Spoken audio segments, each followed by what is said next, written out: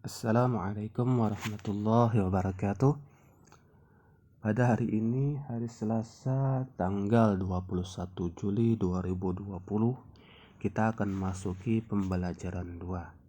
Sebelum itu, anak-anak Bapak minta untuk membuka buku dan membaca pada halaman 8 dan 9. Di sana ada sebuah teks tentang ciri-ciri makhluk hidup.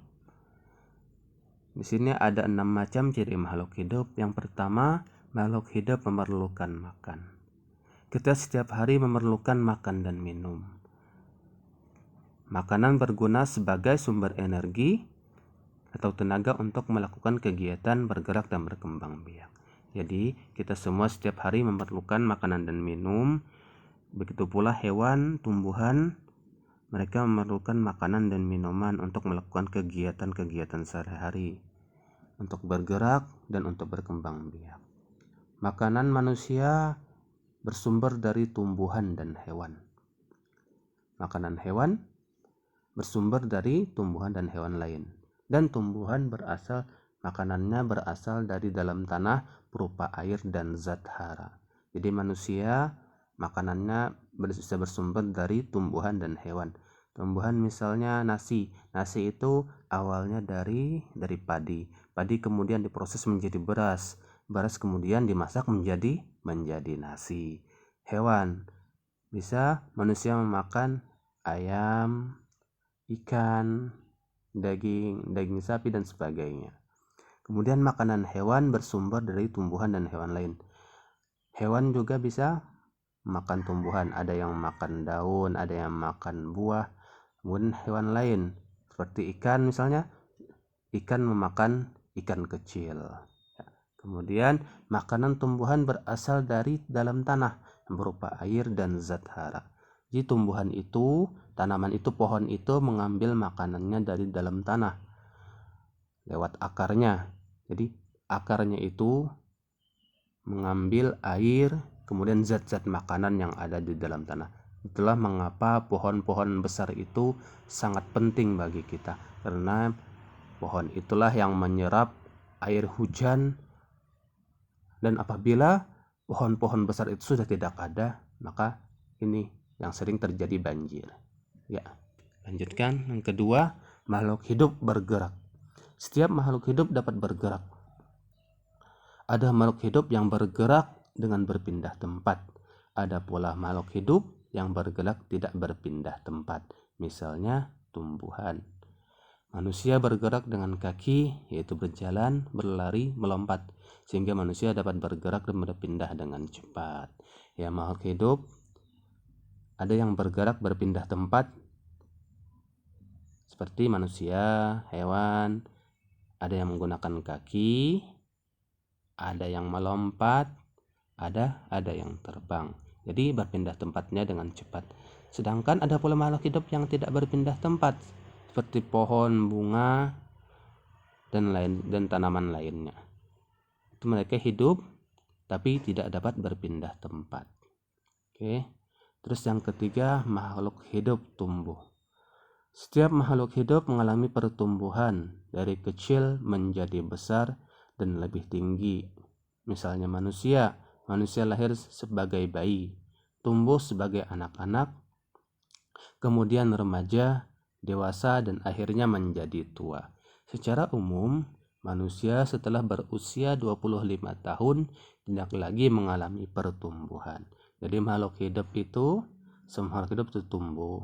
Manusia, hewan, tumbuhan tumbuh. Dari asalnya kecil, manusia dari bayi tumbuh menjadi anak-anak, kemudian menjadi remaja, menjadi dewasa, kemudian menjadi tua. Begitu pula hewan, begitu pula tumbuhan. Tumbuhan asalnya tumbuh dari biji, kemudian menjadi bibit kecil, kemudian tumbuh menjadi tanaman remaja, tanaman dewasa, dan kemudian akhirnya menjadi berbuah, tanaman menjadi tua. Oke, dilanjutkan. Yang keempat, makhluk hidup bernafas. Salah satu ciri makhluk hidup adalah bernafas. Dengan bernapas, makhluk hidup dapat bertahan hidup. Ketika bernafas, makhluk hidup mengambil oksigen atau zat asam, kemudian mengeluarkan zat asam arang atau karbon dioksida serta uap air. Jadi makhluk hidup itu manusia, hewan, tumbuhan semuanya bernafas. Kita bernafas menghirup oksigen. Oksigen itu masuk lewat hidung, kemudian kita hirup, kemudian keluar lagi, kita keluarkan udara tadi menjadi karbon dioksida serta uap air. Terus yang kelima, makhluk hidup berkembang biak. Berkembang biak artinya bertambah banyak. Tujuannya adalah untuk melestarikan jenisnya supaya tidak punah dan tetap tumbuh. Jadi manusia berkembang biak dengan cara kawin. Sedangkan hewan berkembang biak ada yang kawin, ada yang bertelur. Untuk tumbuhan ada yang berkembang biaknya lewat bijinya ditanam tumbuh. Kemudian ada yang tunas. Tunas itu seperti pisang. Nah, pisang itu tidak lewat biji tumbuhnya, tapi kita perhatikan di samping pisang yang besar kemudian akan tumbuh pisang-pisang kecil. Nah, itulah yang dinamakan tunas. Oke. Lanjut. Makhluk hidup peka terhadap rangsangan. Sesuatu yang ada di luar tubuh makhluk hidup merupakan rangsangan. Rangsangan dapat berupa cahaya, panas, bunyi, dingin, bau, sentuhan, gelap, dan terang. Makhluk hidup memiliki kemampuan menerima dan menanggapi rangsangan. Manusia dan hewan memiliki indera yang berfungsi untuk menerima dan menanggapi rangsangan. Contohnya, mata kita menerima rangsangan cahaya, gelap, redup, terang. Telinga menerima rangsangan suara atau bunyi. Tumbuhan tidak memiliki alat indera seperti manusia dan hewan, tetapi tumbuhan dapat menerima dan menanggapi rangsangan. Contohnya, tanaman putri malu. Putri malu itu apabila kita sentuh daunnya akan mengatup. Oke, anak-anak, tolong dibaca lagi bukunya pada halaman 8 dan 9. Terima kasih.